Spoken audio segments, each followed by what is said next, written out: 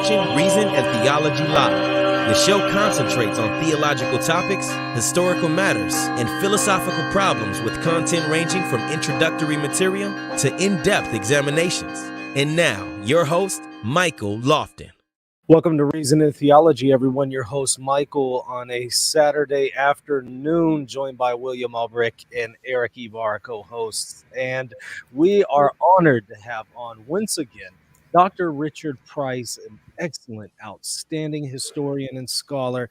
Dr. Price, how are you? And welcome back to the show. Very well. I'm delighted to be with you. Thank you. You know, we're discussing in this episode the Seventh Council, the Seventh Ecumenical Council, which is the Second Council of Nicaea, which you have translated. I'm going to put a link to the translation in the description. Let me start out by just asking some basic questions on what exactly was the Second Council of Nicaea supposed to settle? What was it about? Its purpose was to end iconoclasm, which the previous emperors had advanced and keenly supported. This was a decision to reverse course and to restore religious images to their due honor and veneration. The motive for this change one can only speculate about. It was quite largely a matter of restoring the unity of the Christian world, because the iconoclast policy of Byzantium had alienated both the Eastern patriarchates, Antioch, Jerusalem, Alexandria, and the See of Rome, the West. Okay, excellent. Now, one of the things that we see in the patristic era is different perspectives, it would seem, on the use of images when it comes to worship. Some seem to have maintained the position that one should not use them for worship, but they're okay for catechesis. Perhaps go over, if you don't mind, the evidence in the patristic era that would say, okay, you can use images or icons more than just for catechetical purposes, but for actual liturgical purposes to venerate the person that they image. The council was very concerned to restore the authentic Christian tradition. And so it worked not by theological debate, but by collecting a large number of passages, citations from earlier Christian literature. And they looked at what they could find in what I think I like to call the golden age of the Church Fathers, between the First Council of Nicaea and Chalcedon. And they didn't find a great deal. They found quite a fair number of texts that showed that the great majority of the fathers of the church saw nothing wrong in religious images, but they didn't actually find any authentic texts of this period that advocated venerating images. Actually, one text they didn't know, because it's a Western text. St. Augustine, after all, very sound, sober Western theologian, he, in his commentary on the Psalms, makes one very apposite remark. I quote it to you: "Who adores or prays looking at an image without being moved to think that he is heard by it, and to hope that he will be granted by it what he desires?" That, I think, probably expresses a general feeling in the Christian world. People wanted to pray to a saint, they'd go into the church, they'd kneel before their image, and they would instinctively and naturally, without thinking about the theology, pray to the image and think of the saint as being with or even in the image. So I think that was very natural. But the Greek fathers didn't really take up on that. They must have known people went to churches, prayed in front of images, but it wasn't yet a subject of theological debate. And as you said, when they felt a need to justify images, they referred to them above all as catechetical aids. Now, you mentioned there the use of some spurious text. Do you think that this maybe casts doubt on the authority or credibility, I should say, of the Second Council of Nicaea? And were all of their historical sources spurious? Well, there's been a big debate on that. One text they use that is certainly spurious is a letter attributed to Basil the Great, expressing very direct ideas of venerating images, not in his style, and not to be found in any of the manuscripts containing a quantity of letters by Basil. It's only found in these later iconophile sources. That is certainly a forgery. But otherwise, there aren't forgeries from that period, the patristic golden age. If the fathers had been ready to forge texts to support them, they would have produced and found more texts which they could have tried to date to that earlier period. There's been a big debate about the 7th century texts that they cite quite abundantly, which are quite explicit in defending veneration of images.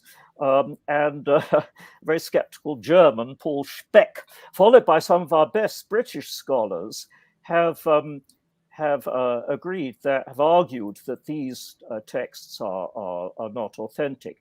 But the majority view is that this is being too skeptical, that these are texts there is good reason to date to the 7th century. I mean, one of the principal of them, Leontius of Neapolis, writes a marvelous text, quite substantial text, defending veneration of images and also veneration of crosses. Now, in the 8th century, during the Iconoclast controversy, everybody, including iconoclasts, accepted veneration of crosses. So that's not the context in which he can be writing it. The text must belong to a century before, when there was dispute with Jews over whether any of these material pictures or signs could properly be venerated. Do you think that this might cast doubt on the credibility of the Second Council of Nicaea?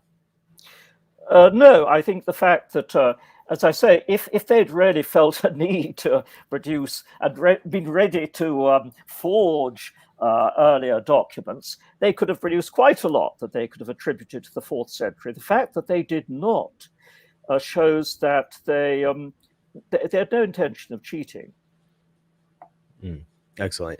William, I want to pass it over to, well, actually, let me go to Eric and then to William. Eric, I think you're on mute. I just unmuted. Sorry there.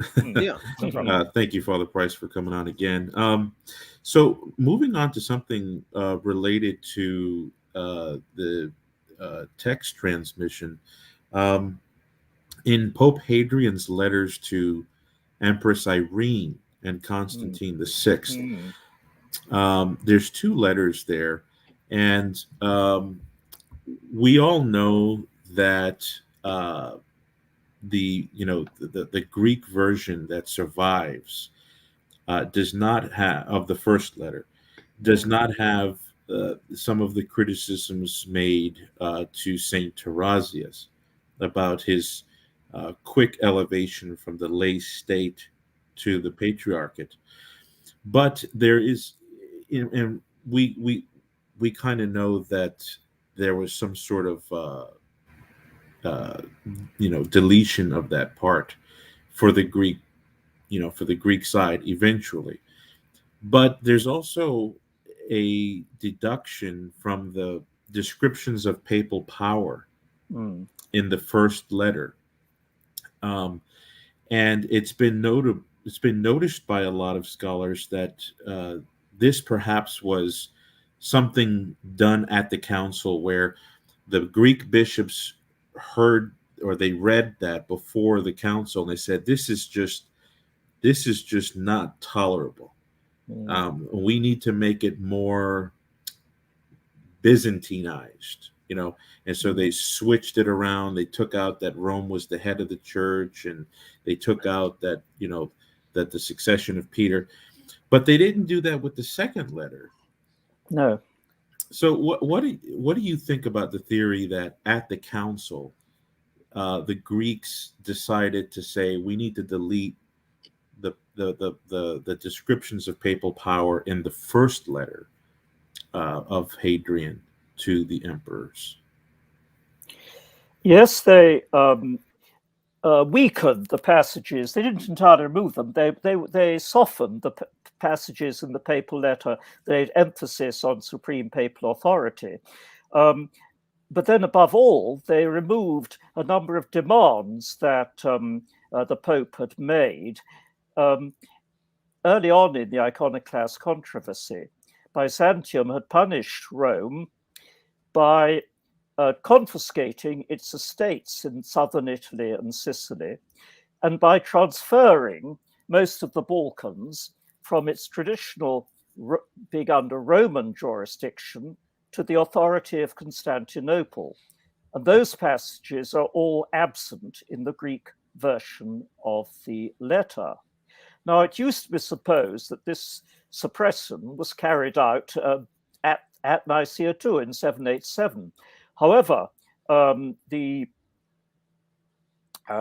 great German editor of the Acts of Nicaea II, Erich Lamberts, has shown quite convincingly that these passages were only removed from the Greek edition of the Acts by Photius in the late 860s, when, of course, he was in conflict with Rome. Yes. And of course, he at that date, particularly at the Council of 879 to 880, really rewrote the papal letters that were sent to that council, suppressing a whole lot of papal comments. And the view of Dvornik, actually, writing on this, is that the Roman delegates accepted at that point that deletion because they were aware that what the Pope was demanding was simply would be counterproductive. Well, but interestingly, back in 787, it is, I say, clear that in fact the Greek text did in fact include these passages very unacceptable to Constantinople. Yeah, so there's two sides to that first letter. There's the descriptions of papal authority, and then towards the end, there's the demands against for the papal patrimonies. Yes, and indeed. So it's kind of a puzzle to put together, to figure out why both parts of the letter were changed, because there would be different rationale for both sides. But yeah, I appreciate that answer. I think that Lamberts and Luitpold Wallach, I think, who you reference as well in your translation and commentary, have conclusively shown that the Greek original had those that initial part on papal authority. The next question I have here is, we see that icon veneration was disputed, prior to the council. But there was a lot of people who were in defense of Christian artwork in general. Would you, and it seems like the council has this picture that the apostles literally took wood and material and started making pictures for veneration, and that the early church fathers did this as well. Looking at it not from the council's perspective, but from a documentary evidence perspective, is there a lot of evidence to show that it was of a primitive apostolic tradition, that taking wooden images or taking platforms and canvases to draw images to venerate them was something that was done that early from the apostles and their successors? Later on, that was claimed, of course, when you get into the 9th century. The letter of the three patriarchs, for example, and other texts are very specific, definite, that the apostles had paintings of Our Lady and Christ made before they even thought of writing gospel texts. But it's very striking that in the Acts of Nicaea II, none of that features. they feel that once you've shown that the fathers, as I said, the post-Nicene age, the greatest of all the Greek fathers, approved of images, they felt it could be assumed that this went back to the apostles, because they had no sense that there had been a change really between the first and the fourth centuries. They have this very great faith in what has been a changeless, authentic Christian tradition. Yeah, that's true. And one of the letters that I came across from reading your translation and commentary was a letter by, I think it was Eusebius of Caesarea, Yes, to Emperor Constantine's wife, I believe, if I recall. But and he speaks, and I know that there's some dispute about the authenticity of that particular letter, but it seems as though there's not a lot of reason to discredit it from being authentic. He speaks about that he speaks very negatively of images, and that's in the early 4th century. Well, he's concerned particularly about images of Christ. Right. And the point he's making is that the Christ we are now in contact with is the risen, glorified Christ, who will have, his appearance will have been transformed, and that to represent Christ as he was during his period on earth is inadequate. Now, of course, the council responded by saying, "Oh, of course, Eusebius didn't, he was an Arian, he was a heretic, we ignore him." But actually, I found much the same argument in Gregory of Nyssa. It's really only in the 5th century that people like Cyril of Alexandria insist that the risen Christ has the same appearance, because, of course, he wants to insist, Cyril, that Christ already, when during his period on earth, displayed was this perfect combination of humanity and divinity.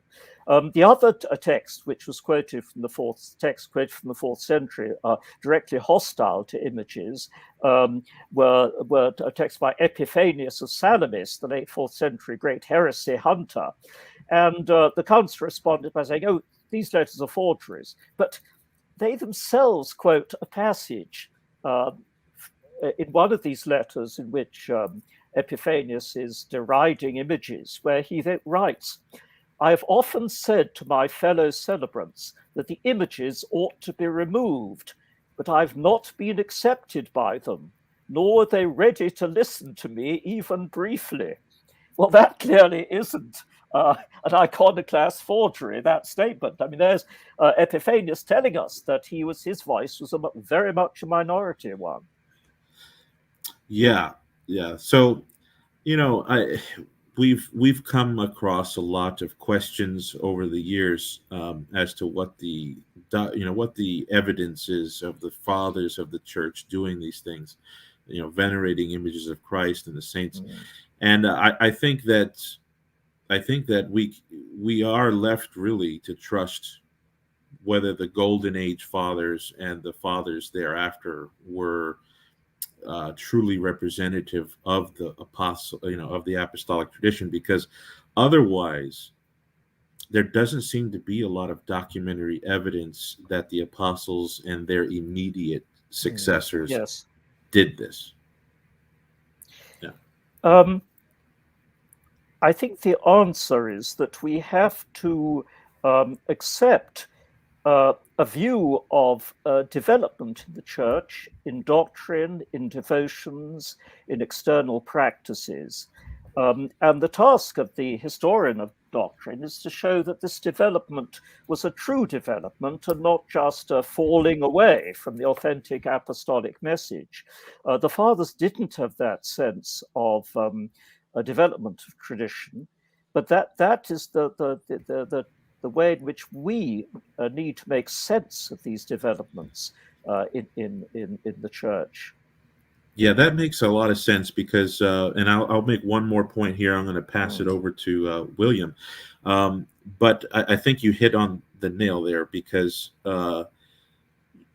St. John Henry Newman is famous for his essay on the development of Christian doctrine. I'm willing to admit that the fathers really didn't have that hermeneutical lens.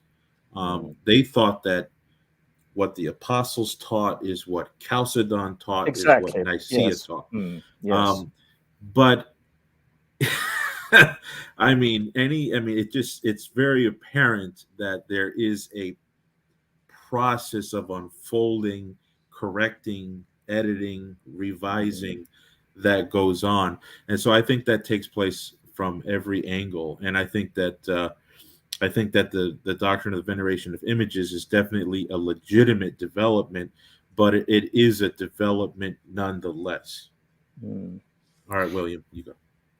Of course, one. I mean, one has to consider this in the context of the development of the cult of the saints. Now, this developed particularly in the 4th and 5th centuries. And in practice, when people went into a church and prayed for their particular needs, anxieties, illnesses, and the rest of it, above all, they prayed to the saints. I mean, the images of Christ, which were greatly revered, but the actual, private devotions of people tended be towards their favorite patron saints. And of course, that development. So the great spread of images of saints for purposes of intercession, of course, is a development that follows this great development of the cult of the saints in the 4th and 5th centuries. Father Price, very, very good points. So it was fantastic conversation so far. I think Brother Michael and Eric's questions have been great. And to really touch upon what Eric and you began discussing, I can't help but think about we're going right back to the beginning, essentially, the Old Testament. And today we hear Protestants hearken to the Old Testament, the prohibition of images of idols, if you will. So you have them up in arms, sometimes literally, and really saying, okay, well, in the Old Testament there was this prohibition. The early Jews were anti-icon. My question to you is, how does the prohibition of images in the Old Testament, how does that not equally prohibit the veneration of images of Christ and of the glorified saints, or is that prohibition talking about something different? Maybe you could touch upon that. As the defenders of the veneration of images pointed out, remember now the debate in the 8th century is very primarily about images of Christ. Now, as I said, this is may seem rather too tightly focused, because in practice, devotion to images of the saints was extremely important for people. But the reason for this concentration was that the iconoclasts wanted to argue that the veneration of images was idolatrous. And you couldn't really say that the veneration of images of saints was idolatrous, because people didn't regard the saints as being gods. And so they concentrated on the images of Christ and said, now these are images which people are worshipping as if they were worshipping God, and all they are is painted images. And in response, the iconophiles again concentrated on images of Christ. So this was quite it was rather a narrowing. I mean, it didn't cover the whole sphere of religious images. And here, of course, the point they made is what makes it possible to have images of God was that Christ is God and he became man, and you can represent his body. Now, the iconoclasts responded, but look, how is that just a picture of a body? How can that be a proper representation of Christ? You must either be saying that his divine nature turned into a human body, which is clearly nonsense and blasphemous, or you're separating his humanity from his godhead. And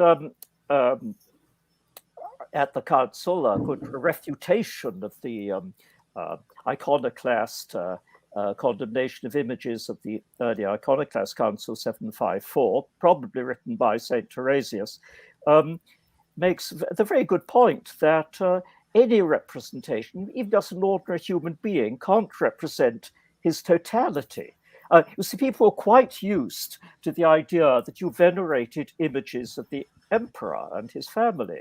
Right. Well, and that's because although all the image represents is the appearance of the emperor's body, everybody understands that in venerating, showing respect to such an image, you are showing respect to the totality of the person who is represented, even though the representation itself can only be partial.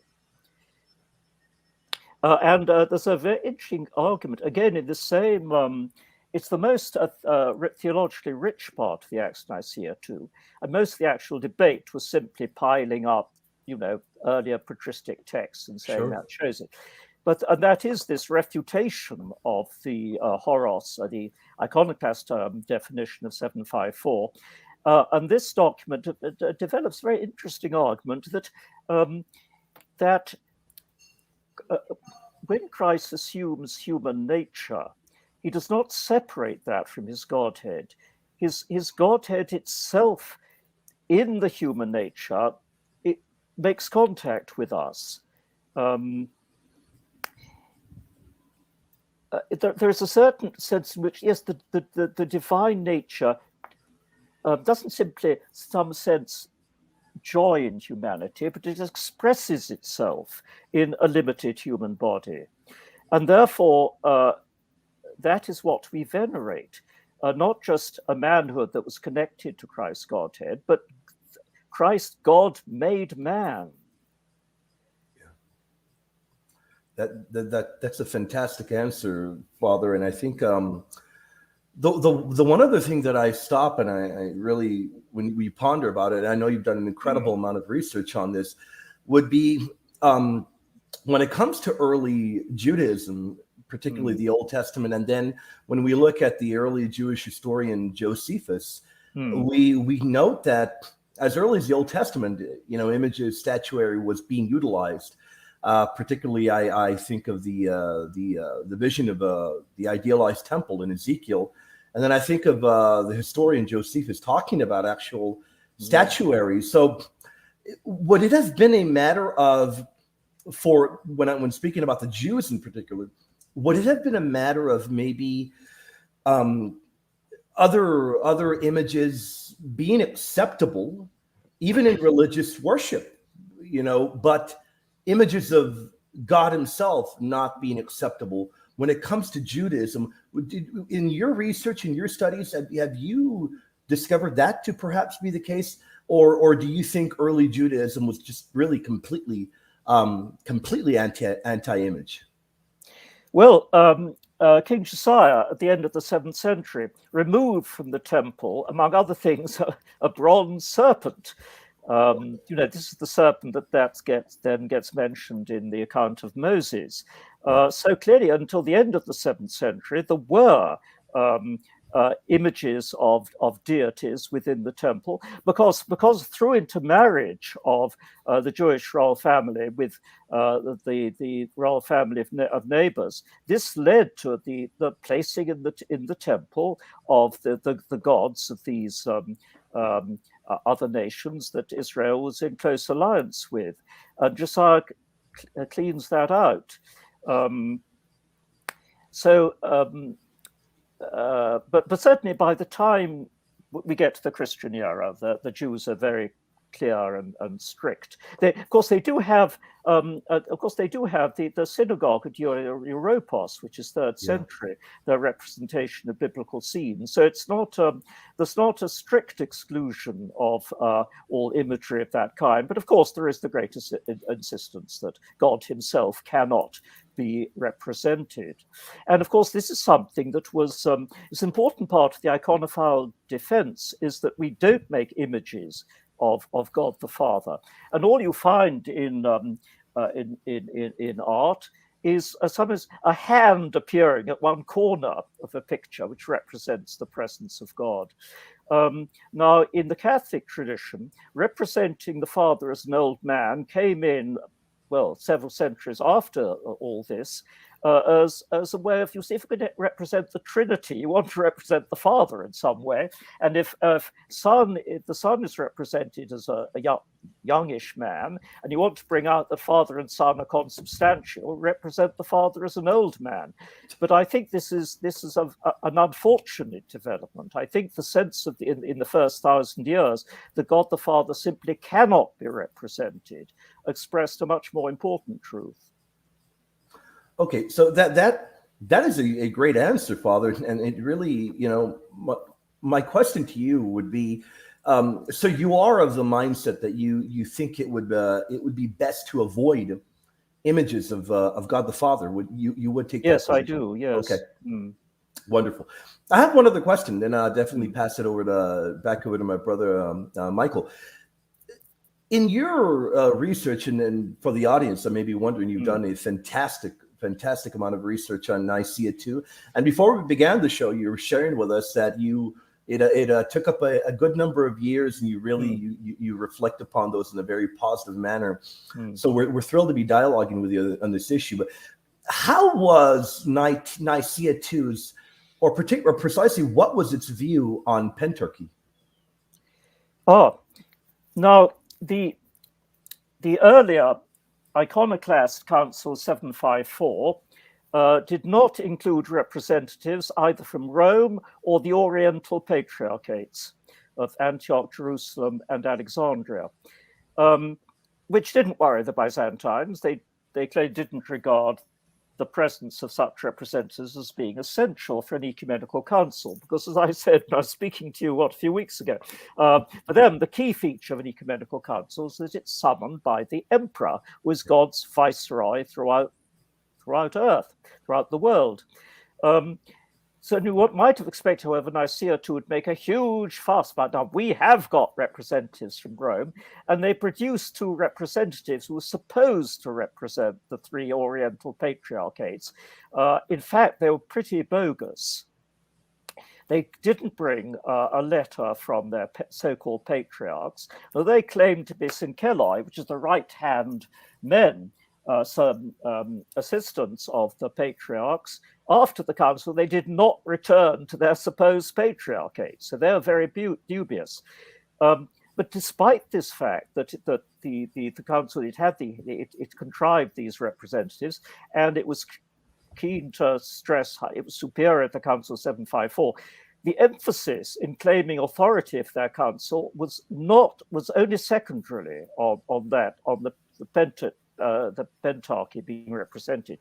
Their whole emphasis was the fact that we represent the genuine, authentic tradition of the Church Fathers. That they saw as absolutely essential. Fantastic, great answer, Father. And I do want to pass it right back over to my brother Michael. Well, Father, the fact that the emperor would have to call an ecumenical council, that seems to militate against both the Catholic position and the Orthodox position today, since neither Catholics nor Orthodox believe that the emperor is absolutely essential to call an ecumenical council. Do you think that may impact both of the Catholic and Orthodox communions? No, well, of course, as regards the East, I mean, in the Byzantine world, the emperor was represented as having this unique relationship with God. He was described as God's co-ruler, and this was part of the whole ideology of Byzantium. And of course, I mean, when there was no longer Byzantine emperor, of course, this was a big sort of sad change, and the Orthodox had now to invoke, well, lay stress above all on a properly ecumenical council is a council that represents the authentic tradition of the fathers. That was a necessary change in the sad historical circumstances. But I don't think that the fact the emperors were given such a high position, their calling of these councils is so important, in any way discredited by the fact that that the tragic later history of Christendom. Do you think that maybe the role that the emperor played in calling the council, that that could be transferred today to the United Nations? In fact, there have been people who have suggested, to try to preserve this idea that an emperor has to call a council, United Nations they of God. suggest the United Nations would call an Well, ecumenical council. I think that the United Nations has been set up by God to rule the world. I think that'd be somewhat too fanciful. I think we can do without that. I think. We can put that one to rest. Yeah. You know, could I know you haven't raised this one of the question, but it's a point which I think is particularly worthy of attention. Is the question of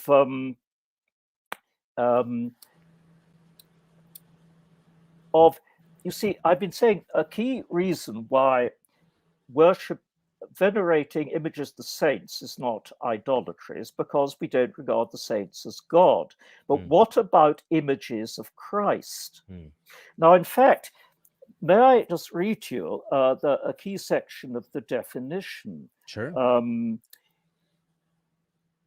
have I got it? Got it in my notes here.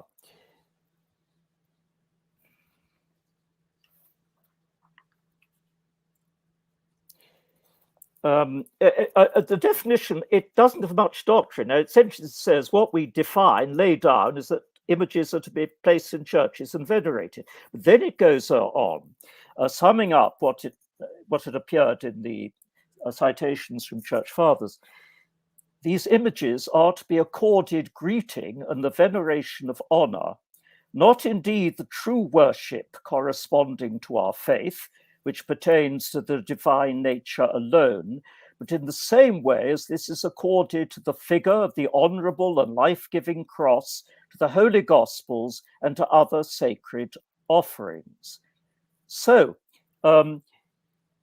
we accord honor to images, but not the true worship, latria. That is reserved for God and the members of the Trinity. But we do the veneration of times, of honor, is paid to images. And that makes distinction. So you can't say that venerating images is idolatrous. But it goes on, quoting from St. Basil the Great, for the honor paid to the image passes over to the prototype. And whoever venerates the image venerates in it the hypostasis, or person, if you like, of the one who is represented. Now, this is making a very different point. St. Basil was in fact talking about Christ as the image of the Father and saying that we worship Christ because the worship we give to him is not separate from our worship of the Father. The two are combined. Now, when this is applied to images of, and you think of images of Christ, now, this is making a very valid point that somebody who prays to an image, he's not thinking of the image as something, that's a material object, which I should have one reaction, quite distinct from the person represented, who is, a intelligent spiritual being. That's distinct. No, you venerate the image because it is an image of the person, makes you feel in contact with, think about this holy or divine person. And in the case of Christ, surely, as we worship Christ as truly God, praying to an image of Christ, we worship not the image in itself, but Christ in the image. And so Theodore the Studite, perhaps the most able 9th century defender of images, wrote as follows on this. Perhaps someone will object that since worship is veneration, it will follow that an image of Christ should receive the same worship as the Holy Trinity. But let him learn that it is not the essence of the image that is venerated, but it is Christ who is venerated in an image of Christ. Well, yes, but surely that precisely is what is happening. When a mistake the iconoclast made was to simply take the image separately from how it is used in worship and to say, what is it? But what we're really talking about is people going into a church, kneeling or leaning over, kissing an image of Christ, in the case we're thinking of. And in doing that, they are worshipping Christ. They're not saying to themselves, now this image is just an image, but I respect it as such. But at the same time, I'm venerating the person who is imaged. That as they look at the image, and through that image, they feel they are in contact with Christ. And therefore, here we have a justification for worshipping images of Christ, precisely because our worship passes, as it were, through the image to Christ himself. It was a bit of a failure in the debate, the failure to recognize that this is what we're really talking about, not images themselves, but the way in which images, in which Christians pray through images. But you see, so what you find, therefore, in the definition is two very different and not quite compatible defenses. One is saying that we don't worship the image because even as an image of Christ, we simply, revere it, we respect it. That's different from our worship to Christ as divine.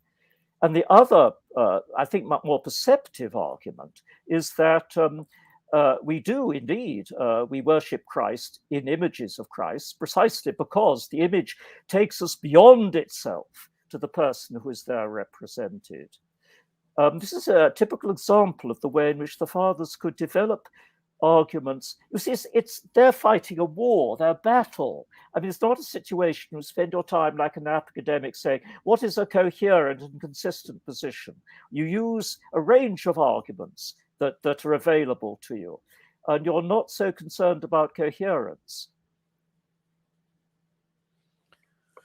I have one more question before I get to the chat questions. The distinction that the council made between dulia and latria, where did they get that distinction from? Well, it's made a good time earlier. By Anastasia Sinai makes it in a very different context.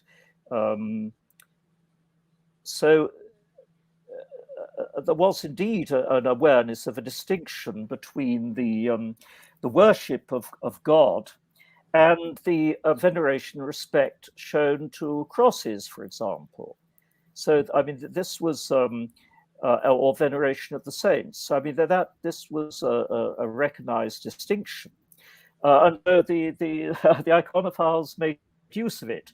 But as I say, I think when you look at images as they are actually venerated, you think of the mind, the intention of the person venerating, one sees that it isn't really quite adequate. The key thing is that in venerating the image, you are not venerating the image in itself, but you are seeing through the image. The image is a window. It's not a blank wall that blocks you. The image is a window through which you look through and obtain a perception of saints and of the Godhead itself as it is incarnate in Christ. Now, the first question comes from Elijah Hauberg. Did Pope Hadrian's letter to the council condemn statues? What is the official position of the council on statues? You mean as distinct from icons? Correct. Did they allow for the veneration of statues? I don't think statues are mentioned, actually. And I mean, in Rome too, at this period, it's painted images that are is what you find in churches rather than statues. This one is from Ryan Pope. I'm curious about your comments regarding the Seventh Council serving as a final council from an EO perspective, Eastern Orthodox perspective. Does it resolve enough to rise to that level? Sorry, does it? Does it resolve enough to rise to that level, the Second Council of Nicaea? Well, now that's one very much by this date, in that already in the 6th century, it was recognized that ecumenical council must define doctrine. They had some problems with the First Council of Ephesus, the one that condemned Nestorius, which didn't define any matters of doctrine. And so well, what should I call it? It's almost a fiction developed, that the council defined that our Blessed Lady is Mother of God, which it didn't. There's no such decree. The council certainly affirmed she is the Mother of God, but not in a definition. Now, by that stage, it was taken for granted. Even Nestorius had accepted the term of calling Mary the Mother of God. They didn't, of course, all terribly like it. But by the 8th century, it is certainly taken for granted the council must define doctrine. And does the Horos, decree or definition of Nicaea II, do so? Well, not quite, because, I mean, what it says is that images are to be put in churches and venerated.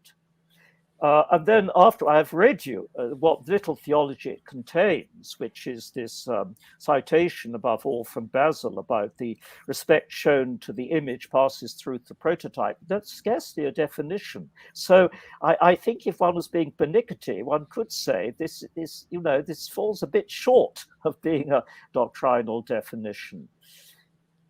But I think that is looking at things too closely. The very fact that the council concentrated on images of Christ was a way of saying that this whole debate belongs to the most important area of theology, which is why I think the images of saints go rather shunted to the side. Big Bad Z says, would the suppression of Christian images in the 1st century by the Romans and Jewish authorities play any role in this discussion? Well, I mean, the Roman authorities had nothing against images. Paganism had them left, right, and center. What did play a part, I think, was that the early Christians, they wanted to distinguish themselves very sharply from pagans. So that did create a certain prejudice against images. There's a famous text in the apocryphal Acts of St. John where somebody has an image made of him, and John sees it and says, "What are you doing? What is this awful idol you are worshipping?" The person says, "This is a picture of you." And John doesn't recognize himself. He never looked at himself in the mirror. He's shocked and saying, this is simply dead matter. So there is an reaction to paganism, hostility to images.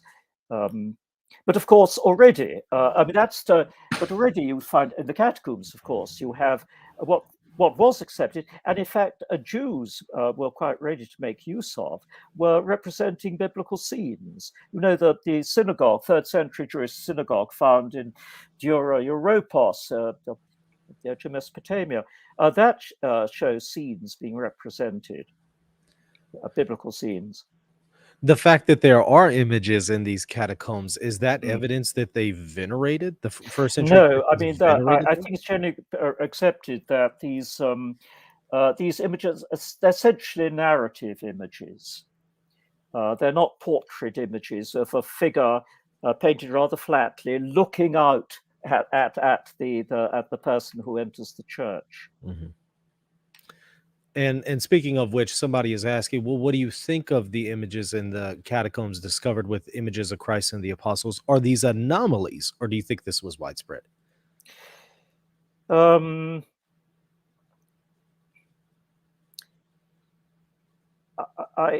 of course, I mean, yes, I mean, we haven't got other examples of that early date. I think there's some similar stuff has been found in Naples. No, I don't think so, because the Jews themselves were ready to depict biblical scenes. There is certainly a feeling that very portrait images or statues that are there to invite to worship. This was felt to be pagan. That this is a prejudice that Christians had, took over from Jews, but representing biblical scenes was quite was regarded as quite acceptable. Final question here from Alexandria. Doesn't the blessing of icons and statues detract from the fact that they are venerated by the very virtue of what they represent and not what they are, which the blessing aims at? Oh, no, that's very interesting. Yes, that's a very good point. The fact is, however, that one of the objections made by the iconoclasts to the veneration of images was that the images were not blessed. And so they contrast them to they contrast them to the Blessed Sacrament, the bread and wine that become the body and blood of Christ, which are, of course, receive a blessing from the priest. And so they made this objection that icons simply do not have this. Cannot enjoy this status,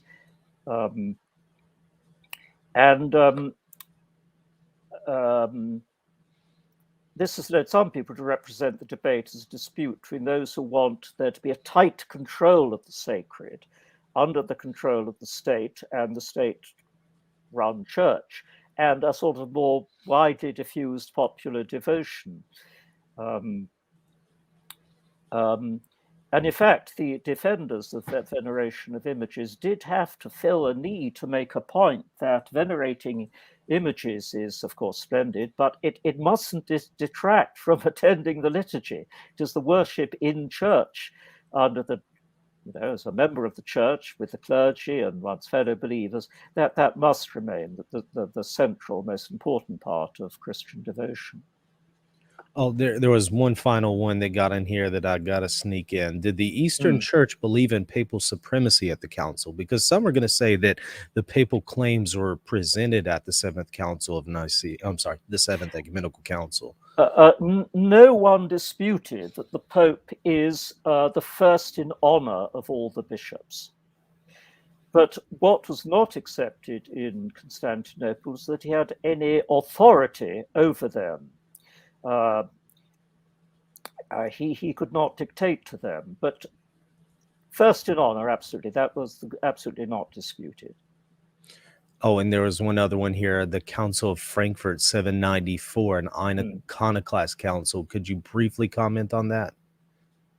Now, I say that the defense in the East of venerating images could point to the fact that the fathers, the great fathers of the 4th, 5th centuries had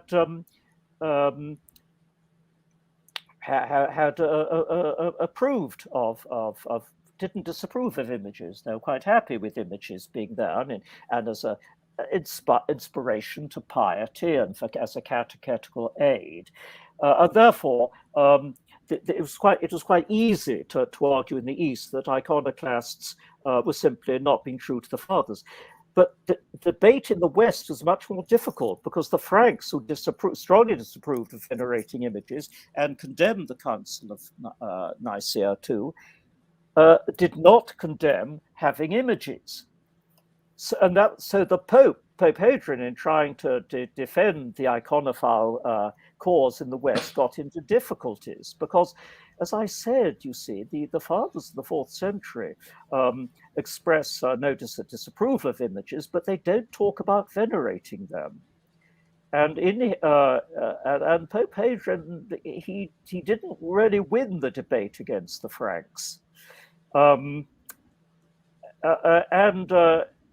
Well, I mean, what happened in the West is that, the Franks themselves, as centuries passed, they themselves developed a devotion to images. And so this whole debate between them and Rome in the 8th century was now looked back, forgotten. It was regarded as a bit of an embarrassment. Excellent. Father Price, thank you so much for coming on. We really value your time and your scholarship and your work. Thank you for what you do and for giving us your time today. Well, thank you very much for giving me the opportunity to communicate to your viewers something of my own the importance of the subject and my own fascination with it. We'd love to have you back on to talk about some of the other works that you've translated. I think that would be fun. Gosh, yes, well, space it out a bit, but Sure. I remain available. Absolutely. Well, Everybody check out Father Price's translation of the Second Council of Nicaea. I'll include it in the link. William, Eric, did y'all have any parting words? I just want to, give thanks again, and hope to have him on sooner in the future. Really look forward to the translation of the Council of Constantinople 869 to 870. And I wish you the best in your endeavors with the Pro-Photian Council translation. Indeed, yes. So many thanks. And I would say thank you very much for your time as well, Father Price. You've been fantastic, and we most definitely look forward to dialoguing with you and remaining in touch. Thank you so much for your time. So, And everybody, God bless thank you you. Thank you, Father. And everybody, and thank God y'all bless for the viewers watching. too. Oh, Yes. absolutely. And, of course, as I normally say, check us out at patreon.com/Reason and Theology if you want to support us, and hit that subscribe button. Till next time, God bless. Yes. If you're looking to buy or sell a home, office, or any kind of property anywhere in the world, you're going to want to call Real Estate for Life, and they're going to connect you with a Catholic agent. Now, that agent will donate a portion of their commission upon sale, and Real Estate for Life will donate 75% of that gift to a pro-life organization at no cost to you. Call Real Estate for Life at 1-877-LIFE-US1 or text them 248-431-1440. If you care about the pro-life cause, call them now.